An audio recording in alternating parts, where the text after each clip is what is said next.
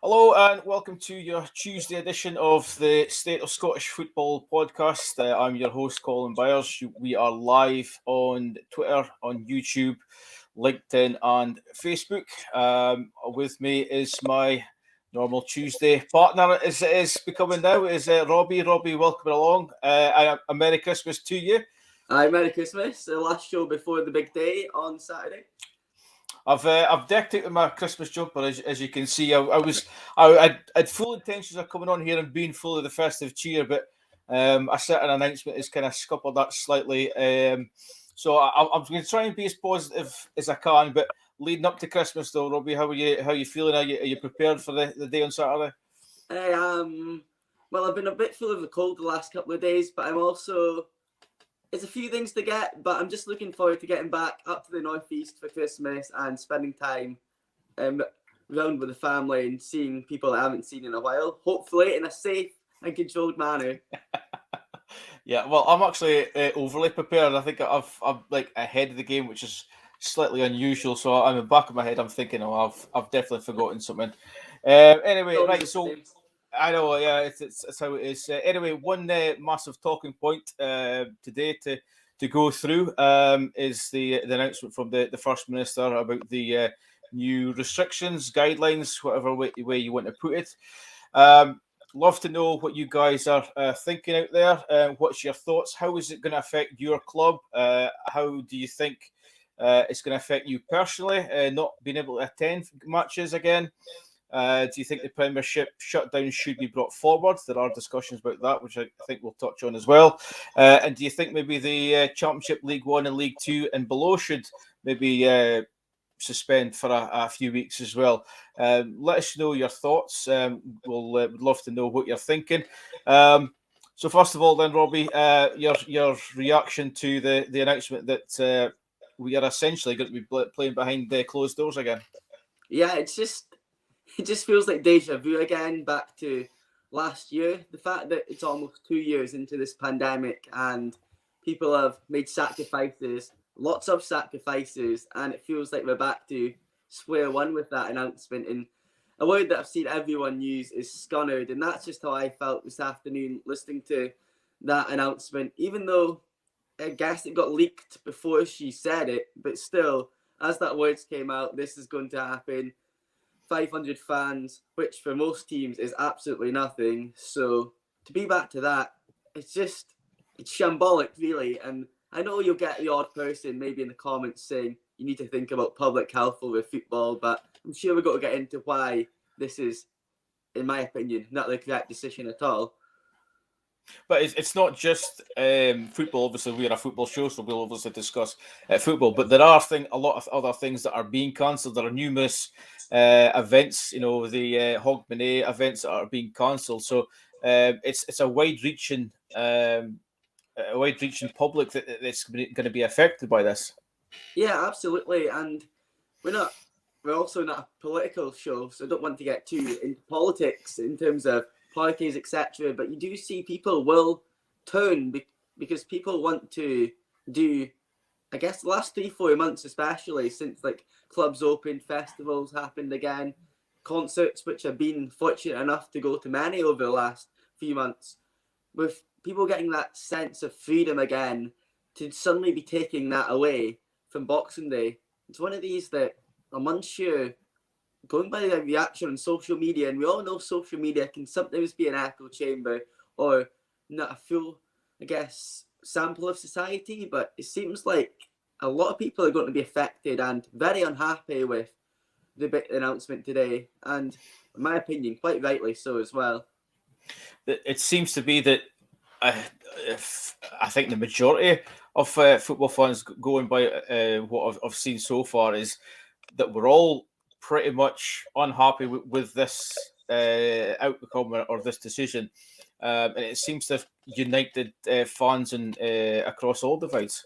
Yeah, and sometimes you need something as silly as this, like a government announcement, to bring people together. And you wonder, there's been talk amongst Aberdeen fans, for example, the first time in ages. Aberdeen's crowds have not been too good, but they'd sold out 3 stands for the Rangers and Dundee games coming up around the festive period, and that's massive for Aberdeen. And myself included, I haven't been to Pataudry much this season due to my geographical location. I was looking forward to getting back at Christmas, seeing my dad, who I haven't seen in a few months, going to the football and just doing all that. But there's going to be people that's probably come back to Aberdeen from a lot further than where I am in Ayr. So it's one of these things that it's not just the fact taking away football. It's just the football over festivities with fans is a big occasion in the calendar for me.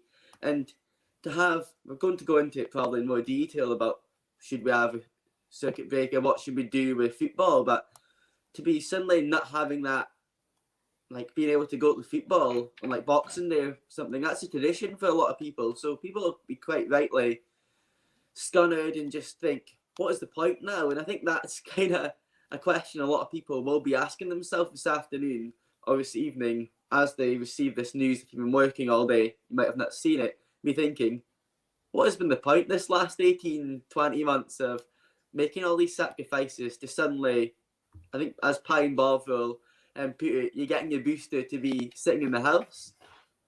You mentioned Aberdeen there. A few clubs have put out statements. I think Aberdeen put out one as well, and basically said that this is potentially going to cost them around about £500,000, which, in the grand scheme of things, maybe isn't a lot for them, but it's still £500,000 that they could be doing with. Yeah, exactly. Clubs have been they've been treated badly enough, I guess, this last however long, nearly 2 years as it is. So it's just another nail in the coffin, really, that Dave Coymack tried this, not implementing vaccine passports by saying that the attendances are below 10,000. And I don't know too much. People might be able to point me in the direction. I don't know much cases from football games, especially when it was limited to, like, look at Pataudry, for example. It's never full anyway, so people are spread out, as sad as it is to say. So to go from big crowds to really small, I can imagine, like, I guess the chairman, especially at football clubs, their hard-earned money is now going to have to fork into that because they're losing money that could have easily been generated. And I think it's more a principle thing that how come this variant is going to be so bad after the 26th, but they're going to allow Aberdeen and Hibs, for example, to play tomorrow. So if I was on the board at a football club, I would be quite rightly, in this statement, they're not going to be too critical because they've got to look at public health and they'll put in the token words, need to keep everyone safe and all that. But deep down, going by Dave Coymack's previous reaction to things that's happened of government announcements, I don't think he'll be too pleased, that's for sure. Especially, as you say, £500,000 is still, for the Scottish football club, still a lot of money. A lot of people are getting their comments coming in. Football is life, he said. I'd rather not play at all than play behind closed doors.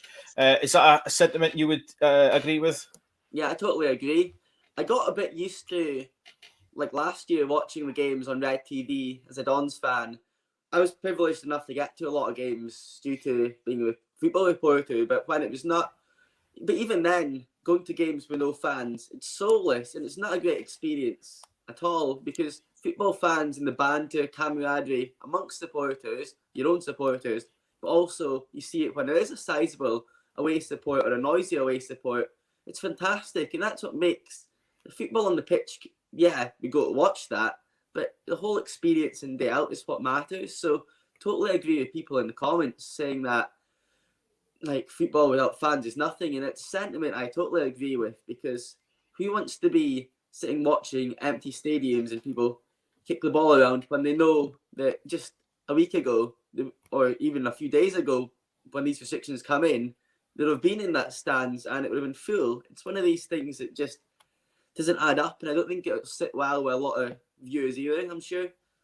And I think everybody agreed that watching these games essentially behind closed doors, no fans, it just wasn't the same.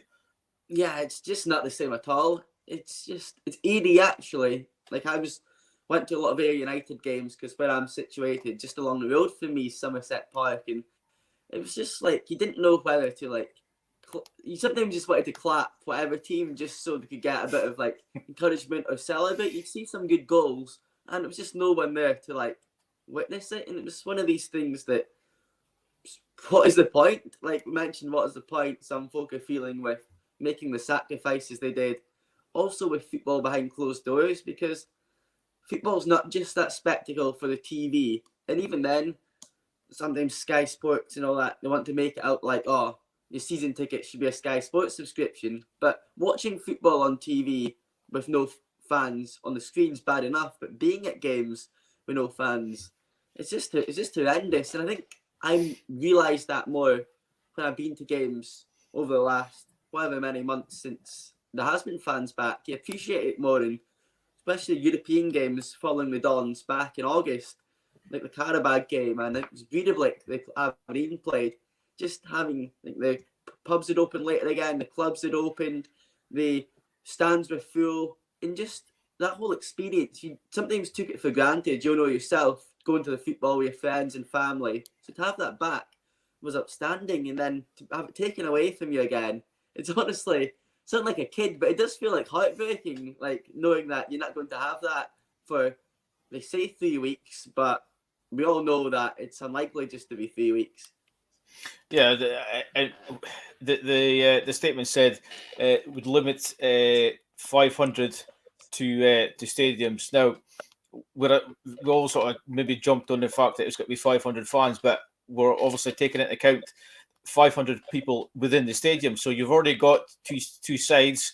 You've perhaps got media teams there as well. So already you might have over 100 there already before you've even got any fans in. So will clubs look at this and just go, well, actually, it's probably better off that we just have nobody there at all, and rather than trying to have almost like a lottery or a raffle just to see who gets in? Yeah, we've got to remember, probably speaking about the top 2 flights in Scotland for 500 fans or more. So there'll be quite a few clubs unaffected, but the ones that are affected, look at, just use Aberdeen for example to keep the trend here. But how are you going to appease?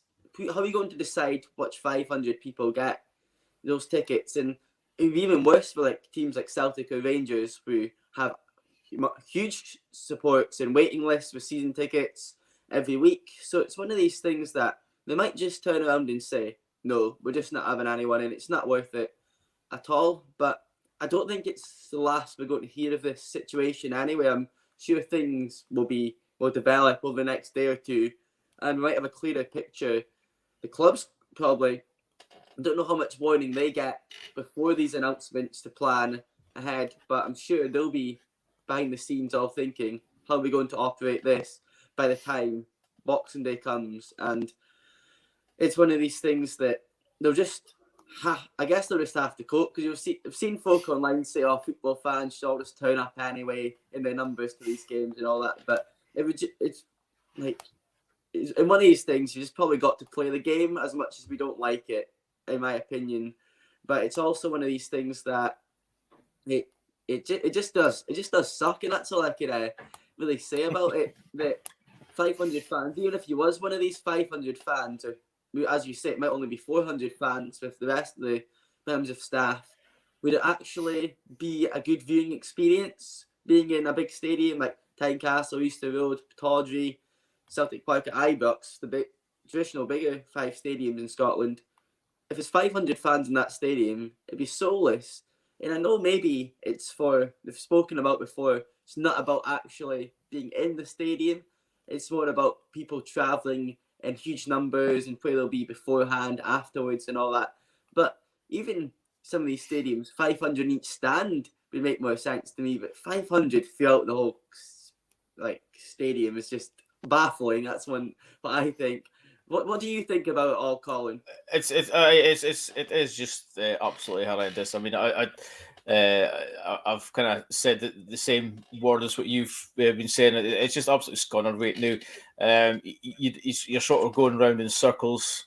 We've been here before. We thought we were going to get out of it by now. We're approaching 2 years, and it just doesn't seem to be getting any better. And for some reason, we're all getting punished for it. We've all been told to wash our hands. We've all been told to stay at home. We've all been told to get our jabs or boosters. We've done all that, and yet it still doesn't seem to be enough. I know it's just one of these things. It's mad, and I've just seen just before we went on air, the Motherwell chairman Alan Burrows shared a tweet about COVID-19 is not going away, and we must find ways to slow the spread. But today's announcement and the restriction to just 500 fans is incredibly frustrating. Most pertinently, it's a seriously blow for the fans who have been through so much and rely on football as a method of supporting themselves mentally with some normality and release. And that's one thing that I've seen a lot of people, that's a chairman coming out and saying this about fans mentally and that release. And I personally, staying down alone, football, same as concerts, which are in the same bracket now as well with being restricted, that is a release for me, away from work, away from normal life, to enjoy myself. And for so many, that might be the only thing they have. So it's, to be honest, I've seen some folk say, oh, it's extreme. There's these people that said that the banning football is worse than the virus itself. I know it's very sad, people losing their life or getting ill, but the mental health effect of all this, and I'm sure people watching might be in that boat or agree, the mental health effect of people not having football, or not having that, maybe the only social occasion of the week or of the fortnight, is absolutely massive. Well, we've seen some of the clubs already have put out statements basically saying that we don't have a statement, but once we've got a statement, we'll give you an update, because they didn't know what the outcome of this was going to be. That I know from experience of Peter Hay, they certainly didn't know what the announcement was going to be prior. So all these clubs are now working in the background, trying to work out how best to go forward for not just themselves, but for the matches that they're potentially going to be playing over the next 2 or 3 weeks. We've seen already that the SPFL, or Celtic, I should say, have contacted the SPFL to try and get the winter shutdown, the pre-arranged winter break move brought forward. I don't think anybody would be in any disagreement with that, because it then avoids that whole scenario of how do you bring it down to 500 fans. Yeah, exactly. It's one of these things that ideally, in an ideal world, we'd love to just put in the winter break now, because they're having a winter break anyway, and then that buys us a bit of time, and then can play the games in the end of January. That would be the ideal situation, but it seems like Sky and the TV deals might have a bit to say on that. And just as we're on air breaking this now, I'm seeing that COVID ravaged St Mirren have been told that they must fulfil the Old Firm doubleheader, starting with tomorrow's game against Celtic, despite having put a request in saying that they didn't have enough players to fulfil the fixture. So that's a strange one. We'll have to forfeit it. I'm pretty sure before that was allowed with COVID, the games were off and everything. So I don't know how that works, and it just seems everything that it seems just a recurring theme over the last, however, nearly 2 years, that things just don't add up. It's one rule for one thing and then another rule for the next. And if St Mirren, for example, in this instance, don't have enough players to fulfil the fixtures, and this variant is as bad as it's made out to be and affecting football so much, it'd be a no-brainer to have this, I guess, winter break early. I've seen some people say the polar opposite with the winter break and say that football over the winter period, such as the festive period, everyone's off. What are you going to do if there's no football on TV? That's something that folk can sit down and enjoy, even if there's no fans. But surely you'd still want to be actual in the stadiums and delay these games, such as Aberdeen Rangers on the 29th or 28th. You'd want to be a nearly sold out crowd. You want to be watching these games with a sold out crowd, not with no one there. So I personally would be all for this winter break, but I don't know how true it is that they did vote on it today, but they needed all the teams to approve, and Rangers was the only ones to say that they didn't want it. So I'm not sure if that's going to be the last we hear of this situation or what, but seems like that has moved quite fast behind the scenes in talks with the winter break. Are you concerned that there's perhaps mixed messages going on here? Because in one sense, we're told that we shouldn't be mixing, we shouldn't be going to large gatherings, but on the other hand, we're being told that these vaccines, these boosters, and everything else are such that we can carry on as normal, or carry on with what is deemed to be a new normal. Yeah, it's one of these things. I think that's what makes, like, if you don't laugh, you'd cry. But for me, I think, what is the point, or what was the point in vaccine passports if at these games, which is going to have thousands of fans at in Scotland, you've already got someone checking your papers if you've got a lateral flow test that's negative, or you've been double, or in some cases triple jabbed. So you're checking that. So for me, if these things such as testing and jabs is so important, and the way to stop the virus and the way to get on with life, if you can't even do that to get into football, then it makes me question, was that even a good prevention measure in the first place? It's kind of just, it's square pegs and round holes in a sense, because it's knowing what to be. I think today's kind of got to the forefront that people just don't know what to believe now, because the fact that was going to turn into a bit of a bitching as politics session, but for me, it feels like in South Africa, the scientists said that this variant was not as deadly as the Delta variant. There was no restrictions at the point where Delta variant. Football was still going on. There was lots of events going on. So you can't really, as soon as the winter comes, is this going to happen every year? I've heard some government ministers on the radio today saying that these pandemics usually can last at least 5 years. So are we going to get this every winter, or every whatever amount of months? It's one of these things that not all football clubs are going to last if that's the case. And it's not just football clubs, human beings as well, because people, regardless of how bad a virus is, people are not going to want to put up with. I think you mentioned it earlier on, but we've got games tomorrow. Everybody's playing Hibs, for example. Obviously, you would expect it to be a fairly decent crowd. So, what's the difference between tomorrow and Sunday? That to me, that doesn't really seem to be any difference in it at all. I think if we went to just saying, right, we're going to have I wouldn't say a full lockdown, because I don't think anybody would have wanted that. But let's just say, look, let's just postpone all professional sport for 2 weeks or 3 weeks, and take it for there. Not like, oh, you can play tomorrow, but after that, no, you cannot. Yeah, exactly. For me, if it's that, if case numbers are rising so high and it's that much of a threat, it's a threat to life. So as they always go say, each measure we make, we're not taking lightly, as Nicola Sturgeon likes to say, but we're doing it because we want to save lives. Well, you could maybe save some lives in the 5 or 6 days between teasing it today and it actually being implemented, for me. So I think Aberdeen are going to take between 2,500 and 3,000 fans.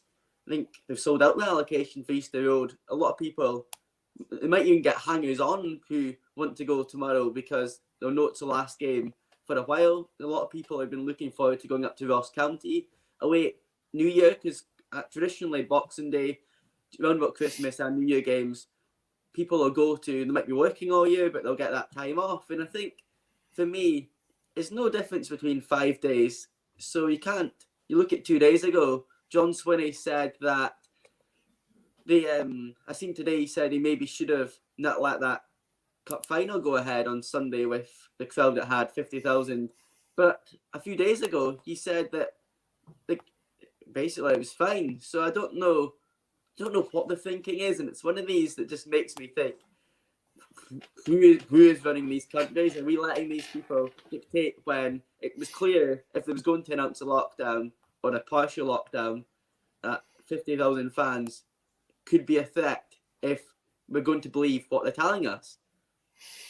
You said as well that it's scheduled for 3 weeks. It probably won't be 3 weeks. It'll probably be the majority I think the majority of January, which then obviously then puts a burden on the pilot of fixtures that potentially may occur, because a lot of clubs might just say, well, actually, we'll be better off not playing in front of such a small crowd, or even having to deal with the extra social distancing that they're wanting as well. They're wanting the 1 meter social distance, which I don't know how that's going to work either. Get your measuring tape out.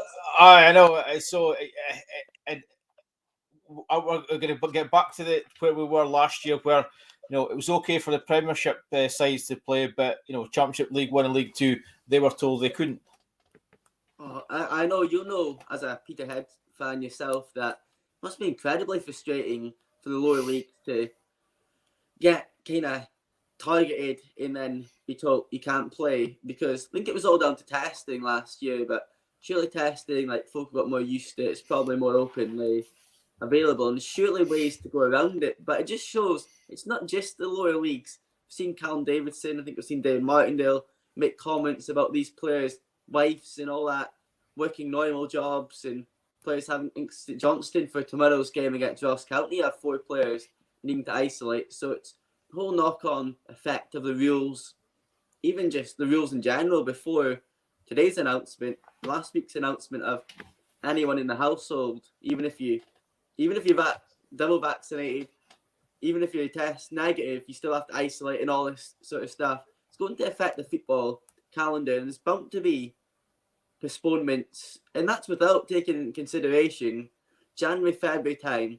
We get call-offs as it is for years gone by because of the weather in Scotland, because it's unpredictable. So that's just another curveball added into a pretty mad, what I think is going to be the next, I guess, month or so. But the weekend there, the Joint Response Committee had said that the Premiership teams would be required to do more rigorous testing with their staff and players, and that they were going to look at the Championship, League One, League Two, and lower this week. I guess that meeting's maybe not going ahead now. It's maybe they've maybe come up with a different solution, but it looks as though that even these players in these leagues will be required to test rigorously as well. So it's the focus has been shifted away from the players. It's now it's like it's the fans. It's the ones that's getting punished, if you like, or the ones that's getting the burden thrown on them. But we're always constantly told as well about getting tested and doing the PCR test, the lateral flow test. So if we're all doing it what we're supposed to be, surely this kind of thing wouldn't need to be brought in. Yeah, I think that's what the most bizarre thing of it all today.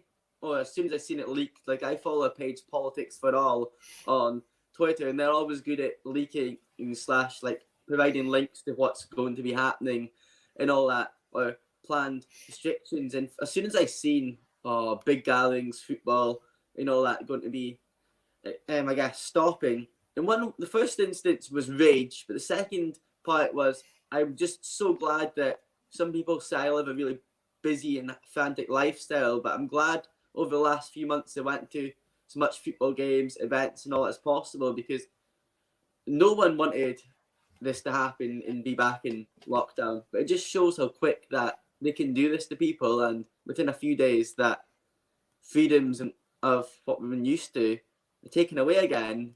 And it's this point that I personally think, when will it, I think I tweeted it earlier, when will this stop? And even with the players, when do you come to a point that they don't need to be testing, they don't need to be doing this, they don't need to be in bubbles again? Because I remember players were training non-contact and everything and within bubbles, and it's going to affect them as well. And it's one of these things that I guess the only team probably happy with no fans in the stadiums is going to be Rangers, because there's a lot of talk last season that was how they won the league so convincingly, because they didn't have fans in the ground. And I'm sure viewers to this show, I guess it's Celtic orientated, will probably know that. But it's one of these things that football's nothing without fans. And I think if it wasn't going to say, where do we go from Nicola Sturgeon's announcement, I think football is nothing about fans would be sum this show up this evening, because it's a sentiment we both, and I'm sure most viewers agree with. I think you're risking about opening a can of worms there. Were you looking for a bit of controversy? Oh yeah. On a, when you look at this, I said earlier on about how it's going to affect each person individually. Obviously, everybody's got their own thoughts and ideas, but as you said, it's a bit of a going to games and watching football or sport in general, or even any sort of entertainment branch of the world. You see a lot of theatres and things like that closing their shows because of this restrictions. How does it affect? How would it affect you if you were told again that that's it? You're not allowed to go into grounds again. I think it's catastrophic for a lot of people. For me personally, it's one of these things because we've had it before where you're not in games. I guess you're not going to games and all that. And I went through a phase as a student when I was working every Saturday, so I wasn't going to as much games. But you get people that are diehards that don't miss a game for 20 odd years, and that's their life. I know plenty through being an Aberdeen supporter that the main thing in life is the Dons and going home and away to follow them. And some of these people, they might not work, that's the only time they get out, might be older, or just for a lot of people that football is a release, it's a freedom, it's a chance to get your frustrations out, but it also can be the best thing in the world when your team wins. So it's one of these that to lose it and lose going to football, for me, and if it was my situation, which I was at St Johnstone away a couple of weeks ago, and I said to myself, I was like, this could be the last game for a while, and I think that's why I enjoyed myself so much, because I was like, you just don't know like when you're going to have that like experience back again. And as we said at the top of the show, it's we all enjoy for different reasons. We enjoy going to watch football because everyone does go. We all go with a common goal of supporting a team, but everyone will go with that slight thing of, oh, I've had a bad week this week.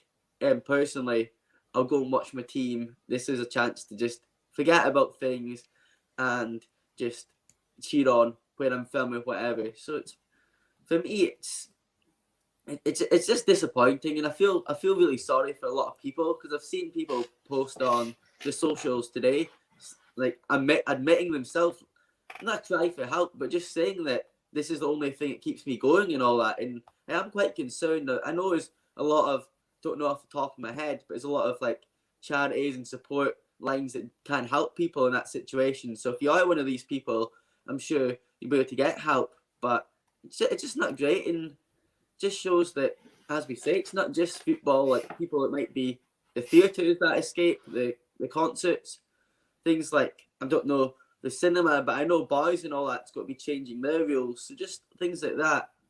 It must be hard for older people, I say, who like it's hard enough for people like our age to keep up to date with what's going on. There's constant changes with, you don't need this now we need this, you can't go here. So it must be for like elderly people, it must be like, what is going on? And just watching the world change so much in a 2 year space, football or not, it's just madness, to be honest. I'm just looking at some of the comments that's coming in, and I appreciate your comments that are coming in. It's interesting that some are saying, obviously, that it's catastrophic, as you were saying, and some are saying that the public health should be the number one priority, and we should just follow the rules. We're not saying we shouldn't be following the rules, but what we're saying is this rules is becoming a bit confusing, and it's sort of come out the blue in a way that one particular industry seems to be getting the brunt of it. Exactly. I would echo that sentiment. We're not saying don't do what you're told, but I also would say that it's all right, and I think that's what we're doing. We're just questioning and saying, how is it one rule for one person or one sector of society, but another for the rest? And when you see these MPs and all that, they can just go party and do what they want. The credibility level reduces significantly as well. And some people just takes things like that to be the final straw. And disobey the rules. And I think a lot of people taking away football from people's lives might be that final straw with them. And it's how long will the government try? As we all know, people are dying. There's hospitalizations. The whole key thing for March 2020 was protect the NHS. But how long do you protect the NHS for without giving people a life? And people have got to live at the end of the day and enjoy themselves, in my opinion. But in a safe and controlled manner when there's a pandemic around. But if you're going to do everything that the government's told you to do, and then not get to do anything, then it's just one of these things where I respect people in the comments what they're saying, but I just think it's shambolic. I think for me, it's because before the pandemic, obviously we're enjoying football, we're loving life, etc. And obviously the pandemic came in, we understood that this was a big thing. Football and life as we knew it got suspended. They brought back football. We were able to still watch it, but via streaming and television games, etc. And then we were allowed to come back, gradually, and to a point where we were allowed full capacities or maximum capacities. Now, for me, I just kind of see how you could then step back again. I think it's counterproductive. Yeah, I would just go these 2 years, what we've just endured for this 2 years. Are we just going to do this all over again in like these weird cycles? Like, I don't know what the end goal or plan or long-term solution. I wanted to know this last year, but what's the end in sight? And I know in England there was like 15 million or 10 million jabs till freedom and all that, and it was Freedom Day, etc. But then we're back to square one, and it's not just Scotland. I know this is a State of Scottish Football show.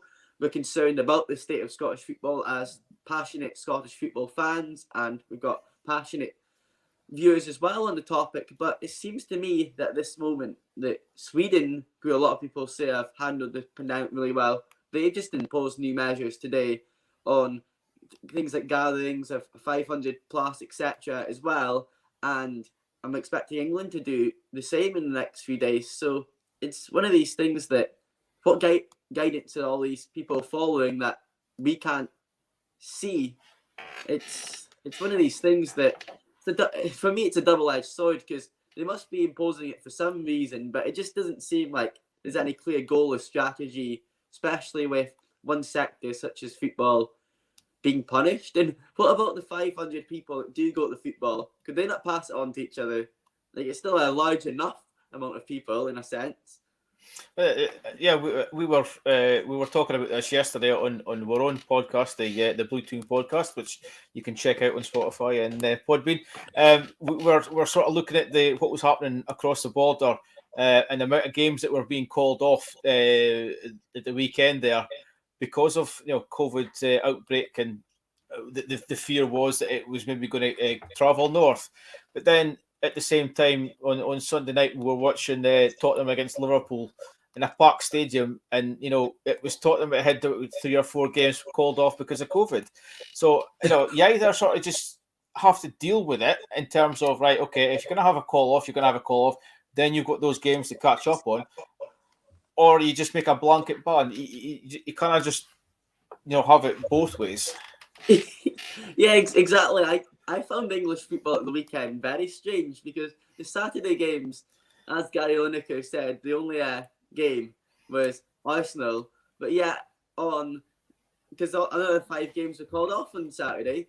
But on Sunday, I think all the games went ahead, and I was in the same watching the Spurs Liverpool game in the pub, and it's a packed stadium, and it's like nothing's happening in England. So it's like, what is actually going on? And I know Manchester United, their training ground was closed because of an outbreak, and we've seen that happen in Scotland as well. I think Dundee United, they did an incredible job at the weekend, still being a field a team of youngsters against Rangers due to a COVID outbreak. So teams they probably learned to persevere more than ever. And you're going to look at it as a player's point of view in England and Scotland, these outbreaks regardless of his fans or not, these outbreaks amongst teams and squads might happen, and if you're going to believe the government, might regularly happen. So it might give players opportunities that would have never broken their first team, like at this moment in time, that opportunity to shine as well. So I look at that sense, it could maybe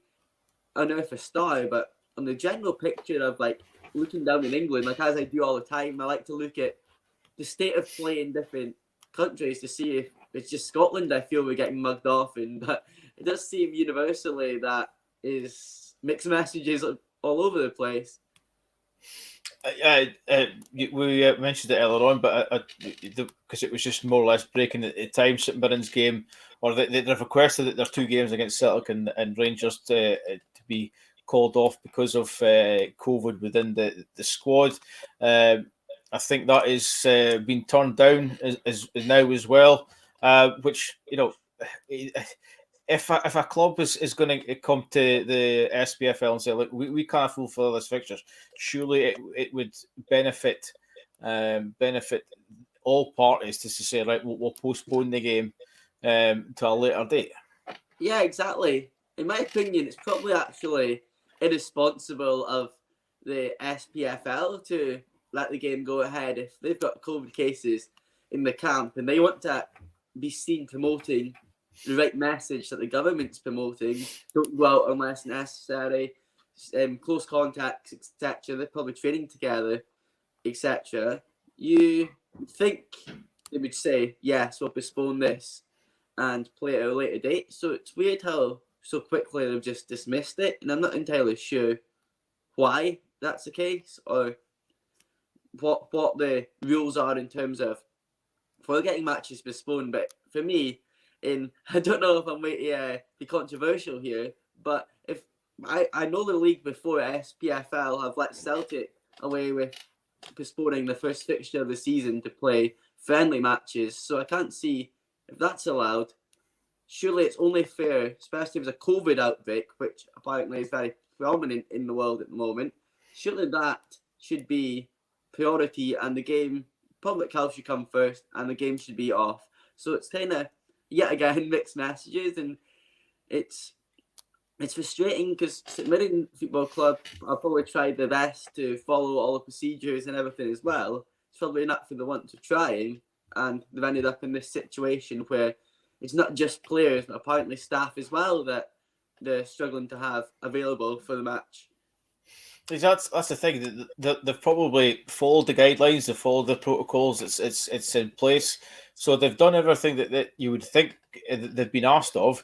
So now that they've got to a point where obviously they may have cases, and obviously if you're a close contact, you then have to self-isolate as well, because that's the rules. And then they're being told, oh, you still have to fulfil that fixture. So what they're essentially doing is they're asking these players and staff members to travel to a game that they have said, no, look, there's a risk here, but you carry on playing anyway. It's beggars belief. Yeah, absolutely. It defies actually the logic that they're trying to set out, and it's setting that standard. And sometimes you need role models and setting a standard that people are going to follow. And no wonder that, from what I've seen at times over the last month or so, disobedience of rules can be high because there's so much mixed messages. You're being told, oh yeah, it's fine to travel even though there's people in the camp that had COVID, etc.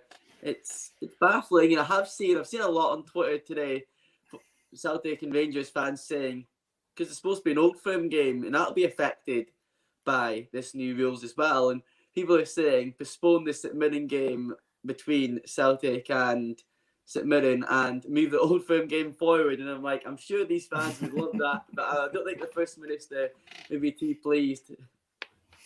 Right, we've spent nearly 45 minutes on this one subject.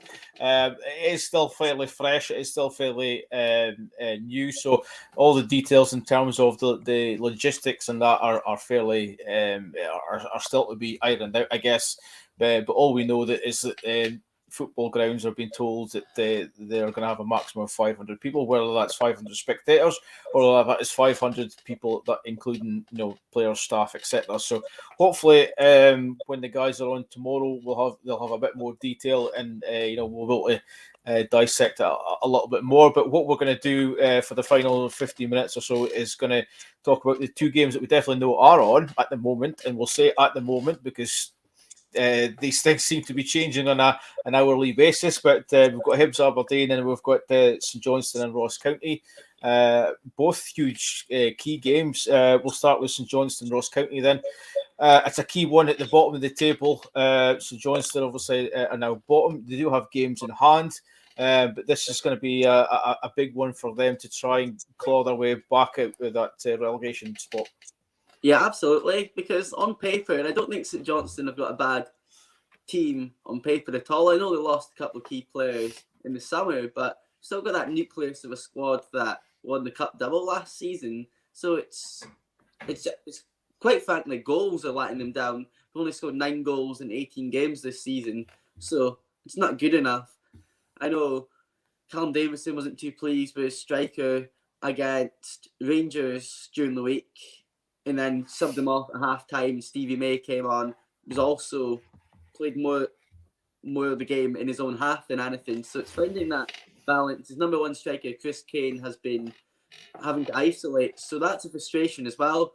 When things are not going well, you've lost 5 games in a row and you're getting COVID players positive or close contacts. It can't be great for the manager at all. And as you say, Ross County only a point ahead of them. Both played the same amount of games, 18 games. It's a relegation 6-pointer, but you look at Ross County, they've steadied the ship. They've only lost once in the last 5 games, so they'll go into that game confident, but there's also that sense of it's got to click sometime for St Johnstone, because I've seen people suggest online, mostly on fan forums and Twitter, say that Callum Davidson, surely with the run of form they're on, he's on a shaky peg going by other managerial departures in the league already this season. But I personally think he'll have credibility in the bank. What he done last season was absolutely incredible, but it needs to change at some point for St Johnstone, because Ross County win that game tomorrow, then you end up being 3 points behind Ross County, 2 behind Dundee. Maybe Dundee might pick up points. It's one of these things you don't want to be ending up too far adrift at the bottom. And I think, as I say, St Johnstone have players, they've got experienced heads, even like Craig Bryson, played 300 league games in his career. I think I've seen he shared on social media. So they've got players that's played at a high level and got experience that should be able to get St Johnstone to a place in the league where it merits where they should be with that squad. Because for me, I just can't see it being a very good game between St Johnstone and Ross County. It's not one that no offence to St Johnstone or Ross County fans, but when teams are battling at the bottom, though, to be fair to Ross County, they are quite entertaining. 24 goals scored this season and 32 conceded, so their games on it only been all right. But St Johnstone, watched them against Aberdeen a couple of weeks ago, as I said, and they're still this season, they haven't conceded that much goals either. 20 goals conceded. It's not actually that bad. It's always tight games. Unfortunately for Callum Davidson's side, they've been on the end of a few 1-0, 2-0, like close margin games this season. What are you thinking ahead of that match? I think it's going to be one of those games where I think both sides will try their hardest not to lose the game. I think that seems to be an easy thing to say, but if Ross County were to win that game, then obviously that stretches the gap. There'll be 2 points adrift of Dundee, whereas if St Johnstone win it, then they go above Ross County and Dundee as well. So it's a lot to play for, but I just think that I think that they'll be wary of what would happen if they lose the game. So I think it's probably going to be one of those games that, as you said, it might not be the greatest to watch, but the significance of it is huge. And Ross County have had a wee bit of a form recently as well, that they've seemed to. I mean, they were cut adrift at one point as well, along with Dundee, but they've put on a bit of a run recently. Yeah, exactly. It's one that, as you say, for both sets of supporters, no one would be panicking as of yet, unless the league was obviously going to get called immediately, as we've seen it happen at the start of 2020, and then St Johnstone fans might be panicking. But it's one of these things that a win, it's like a must not lose game for either side, because a win's fantastic, but a draw, nothing really changes too much. So the one I'll be keeping a close eye on tomorrow. I won't be watching it, but I'll keep an eye out on the score, that's for sure. Yeah, if it'd be interesting if they called the league now with St Johnstone bottom and Arbroath top of the championship. They would have Arbroath and Dick Campbell in the Premiership next season, which would be entertaining nonetheless. But yeah, I think this one's this obviously with the games in hand. This is a key one for both sides, and I think both managers will see it as being a key one, and maybe at this early stage it probably would be a potential 6-pointer going into what we think should be a busy festive period schedule, but at the moment we don't know what's happening with that.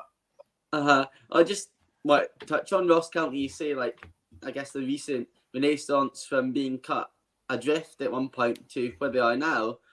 Just look at last Wednesday. Heartbreak for Ross County, thinking they was going to get a point against Celtic, and then Ralston pops up in the very, very last minute of the game. But it just shows that Ross County, it could have been a time where that game could be 4 or 5-0 against a team like Celtic. We all know the quality Celtic have at their disposal. I know Victoria Park up in Dingwall, tough place to go, but for them to run Celtic so close and be basically deep into stoppage time to lose a late winner, is they can take a lot of encouragement from that. And as you see, drew with Livingston at the weekend, and in fact beat Dundee by a significant scoreline, fellow team at the bottom. We beat Dundee twice actually in the last couple of months, so they'll have a lot of confidence that they've done that against teams. They've been hard to beat against teams at the top, but they've also got one over teams at the bottom as well. So yeah, certainly hope for Malky Mackay in Ross County. But as we say, Callum Davidson, I'll be thinking surely he can get a tune out with these players at some point, because there's players there that are talented. The other game that's definitely on at the moment is Hibs and Aberdeen. This will obviously be the first game for the new manager at Easter Road, Sean Maloney, who was announced just after the Cup game on Sunday.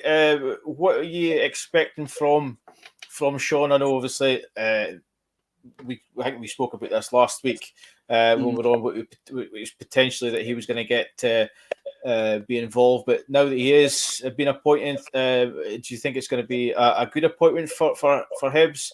Is it going to be a slightly change to their style? Yeah, it's one of these things that, as we dissected it quite heavily last Tuesday on the show, as soon as the rumours came out, and expressed my thoughts that I thought would be a very good left field appointment for Hibs. I think he hasn't had experience managing in the Scottish Premiership, so compared to going for a manager like Derek McInnes or someone like that who has had experience, it's a bit of a gamble. But I think, as I said before, learning from one of the best in Roberto Martinez, who's managing Belgium national team, we all know how great that team is. He's going to bring in some good ideas to Hibs. It won't happen overnight, the changes, but I think we will see some changes, some new signings, contacts being used. He'll maybe have contacts that Jack Ross might have not had, and maybe bringing that quality to Hibs. So I think it's exciting, not just for Hibs and Hibs' supporters, but for Scottish football as well, because they're almost like a new manager into the frame rather than, and I think we've had that over the last year or so. New managers come into Scottish football, like Ange Postecoglou and Stephen Glass. You've got Tam Courts as well. Whereas before, it always seemed like the same managers on the merry-go-round in Scottish football. So it's good to see as well. And I think Hibs are sitting in 7th place, so out with the top 6 at the moment. It's only got to look up the way for Sean Maloney now, because Hibs have got an expectant fan base as well. And after last season's finish, they had a really positive, one of the best finishes in like a decade or something. So they'll be wanting to do similar this season and make things right again, because they've quite frankly only got one league win in the last 5, which is not good enough for Hibs. This is a game that's got two sides coming into on very different form. You mentioned there, Hibs on a bit of a poor run at the moment. Aberdeen just seems to be picking up wins again. So how do you see this one going without putting on your red tinted glasses too much? I think it'll be a good game. I think Hibs will be buoyed on by the fact that they played pretty well on Sunday against Celtic in the final. They probably unlucky maybe not to get an equaliser. It was a good chance at the end there as well. And there was situations after that match, not go into that match, but they might feel hard done by. So having a new manager in as well, new manager bounce, I think Hibs will be feeling optimistic. But as you say, we've seen it before with Aberdeen this season when we thought they'd turn the corner and they end up with a few defeats afterwards. But that's 3 wins in a row for Aberdeen. A few clean sheets in the mix there as well, which was hard to come by before under Stephen Glass. I think there was 1 clean sheet in his first 20 games as manager. So the fact that they're keeping shutouts at one side and got guys like Christian Ramirez in good goal-scoring form, one of the in-form strikers in the league. And as we say, we know Hibs have got attacking threat like Martin Boyle, Christian George, Kevin Nisbet, and Joe Neal. Have got players that can cause bother to the Aberdeen team as well, because I think both sides, as we say, we don't know what sort of way Sean Maloney will set up, because he's a relatively unknown quantity within Scottish football and coming in only having a week, less than a week to really train these players. But Aberdeen under Stephen Glass like to push the fullbacks up high. I think Jack McKenzie will probably be back, potentially Declan Gallagher as well, because I think Ross McCrory is suspended. So it's things like that that if Aberdeen are pressing the fullbacks high, Hibs maybe counter and capitalise. But the same thing could happen at the other end, because Aberdeen have got players that can break quickly, like Ryan Hedges, for example, or J. Manuel Thomas, who has came back into the side in his inclusion back into this side has been linked to the winning the last 3 games. So just shows a little change in system even at Aberdeen, and they went on a bit of a winning run. So maybe at Hibs, it could just really be little tweaks. I spoke about that on the show last Tuesday about, I think Hibs, certain areas, yeah, they need to strengthen in January, but overall, there's still a good starting 11 there of players that could beat Aberdeen. But I think it'll be a very 6th versus 7th, 1 point in it. Even despite the recent form, it's one of these games that I could see a 2-2 draw right now. I think it'll be a good game, and one that I'll probably be reporting on, but I'll be keeping a close eye on else otherwise, because I think it's 2 teams that I'll be able to prove a point to the support that they do mean business and can target. Look at Dundee United. So much praise this season from people for the way Tam coaches came in and got them playing, but they haven't won in the last 5 games. So Aberdeen, if they win, they could leapfrog Dundee United and be 1 point off Motherwell in 4th place, and everything's brilliant again. But just same as Hibs, they win, they're back up in a positive position. So it just shows how interchangeable the Scottish Premiership is this season. And what do you think ahead of that match tomorrow? Yeah, I think it's going to be I think it's going to be an entertaining game. I think because it's a home game for Sean Maloney in his first one. I think that that might just give them the edge. I think if they were to stop the rot in terms of the run that they're on, I think that would be a good sign. But as you said, I mean, either side, if they win this, they go up to 5th in the league, and then suddenly, as you said, the things are a little bit better. Even a draw for Aberdeen would put them above Dundee United as well. So again, it's a bit of progress for them. For about a month or so ago, it was all doom and gloom. But for Sean Maloney, I think he'll just be looking to stop that rot and get off to a positive start. Yeah, absolutely. And I think it's good. It'd be good if, even if it did have a draw, how tight it would be between, even, I guess Hearts have pulled away in third at the moment, despite a bit of stuttery form, 3 wins and 2 losses in the last 5, but Motherwell's form hasn't been great. So as you say, one of these teams, a draw or a win for Aberdeen or Hibs, from all doom and gloom, Ross out, Glass out amongst supporters on Twitter last month, or even just weeks ago, a win, and you're looking at they could be playing Europa League football. But as we say, to round off, because I know we're coming to the end here, there's a long way to go in the season, and as we've spoke about with the way the state of Scottish football is, there'll be no fans, there'll be no this, there could be games off. I think things in placing will change a lot between now and the end of the season. Yeah, so fingers crossed that these games do actually still go ahead. If they are still on, I'm sure the guys tomorrow will be talking about them in a bit more depth. But that is it for us. I hope you've enjoyed it, Robbie. I hope you enjoy your festive period. Certainly this weekend, anyway. Next weekend might be slightly different, but we'll have to wait and see what we're doing, what we can do. Yeah, absolutely. You too, mate. Have a good Christmas when it comes, and hope everyone watching does the same.